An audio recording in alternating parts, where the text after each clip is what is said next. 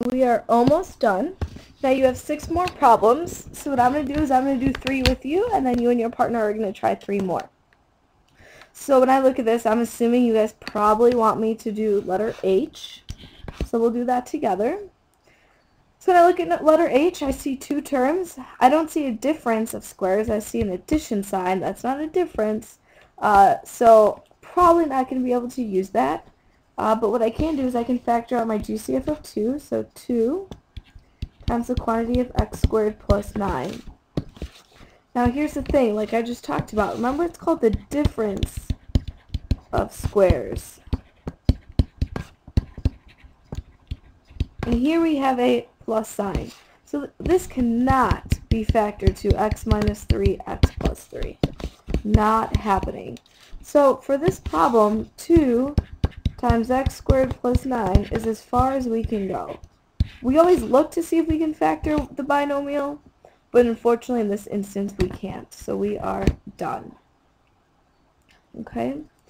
Let's see. Let's do letter K together.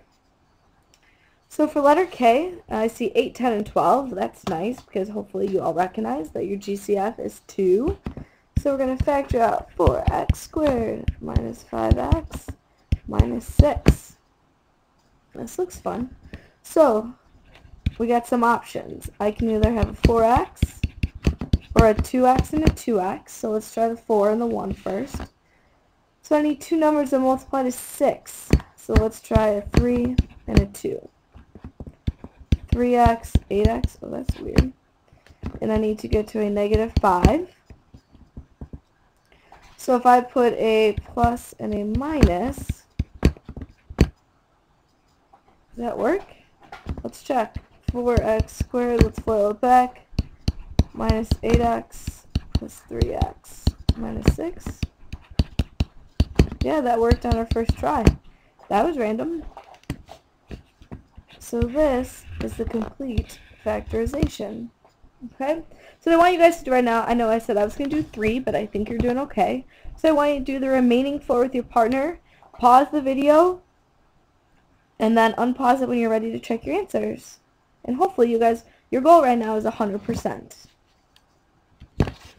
Okay, we're back. Let's hope these 4 weren't too difficult for you. On letter G, you can check your answer. Make sure that you factor out a GCF of negative 1, and then we have times the quantity of x minus 7 squared. For letter I, this is a special pattern. Again, you're not expected to memorize a special pattern, but when you end up with your final answer, we get 3x minus 5 squared.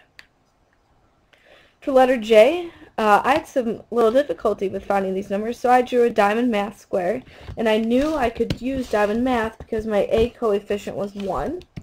And eventually I figured out negative 9 and negative 4, multiply to 36, and sum to negative 13. Okay? Again, remember the order that we write these in does not matter. However, the signs matter. Okay? And then for L, I factored out a GCF of 4, and I noticed that I have a 4x squared and minus 25. So this is a difference of squares, because the square root of 4x is 2x, the square root of 25 is 5. If you did not factor out a 4x, you would have gotten this answer, and that's acceptable. It's just not factored all the way. It would still give us the same solutions at the end, which is next unit. But again, I always want you guys factoring out your GCF first. So that's why I boxed this one and wrote preferred answer. Okay? If you have time left in class right now, I expect you to be working on your homework. Please ask anyone at your table for any questions if something on any of these examples does not make sense. I will see you guys tomorrow. Have a great day.